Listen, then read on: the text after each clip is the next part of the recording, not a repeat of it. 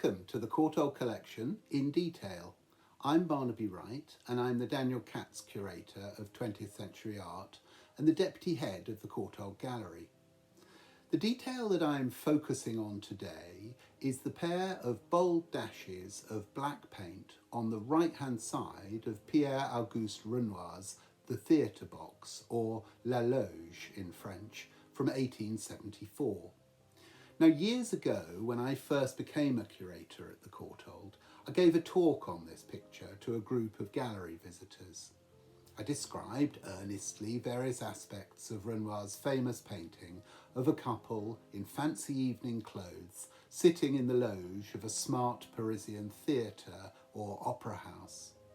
I spoke of how Renoir exhibited it at the very first Impressionist exhibition in 1874, where its agile brushwork, its snapshot composition, and its contemporary subject matter made it stand out as an assertively modern picture.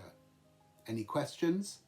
So what are those two blobs of black paint then? Came the first from a visitor who had clearly been fixated on this detail for my entire talk. Instantly deflated, I had to concede that I had absolutely no idea.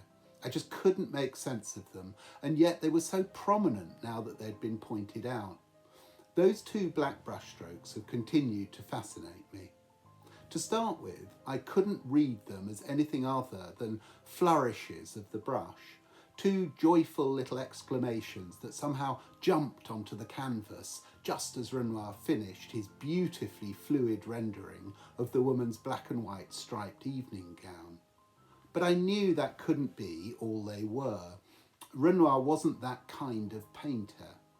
However flowing and seemingly spontaneous his brushwork is, every stroke in La Loge plays its part in representing something.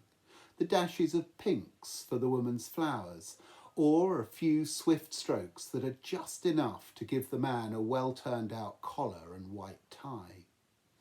La Loge is all about looking and being looked at. It's deeply gendered, of course. The man does the looking through his binoculars, not at the stage, but upwards, surely at someone in the seats above. The woman lowers her dainty gilt opera glasses and is more looked at than looking. But as part of this game of gazes, discerning particular details of the couple's fashionable attire and appearance is central to the spectacle that Renoir conjures for us. So those black dashes must be something, and indeed they are, as I was to learn. A viewer in 1874 would have had little trouble identifying those black strokes as being part of the woman's highly fashionable outfit. A look through 19th century French fashion journals reveals that the furs of ermine, a type of weasel whose winter coat is white with a black tip to its tail, were a prized feature of high-end women's evening wear. In this fashion plate from the 1850s, we see a woman posed in a theatre box and positively bedecked in white ermine with its characteristic black dashes that are the tail tips from a number of unfortunate ermine whose furs have been stitched together. The woman in La Loge wears ermine more sparingly. Surely hers is an ermine stole or scarf, something like this one, with just a few tails sewn in. Renoir's two dashes of black paint are in fact two black tails on a strip of white that is her ermine stole. It has slipped off her shoulders and rests between her and her male companion, whose eyes are on other things. For centuries, ermine has been worn by European royalty and nobility, often as linings for crowns or cloaks or for collars.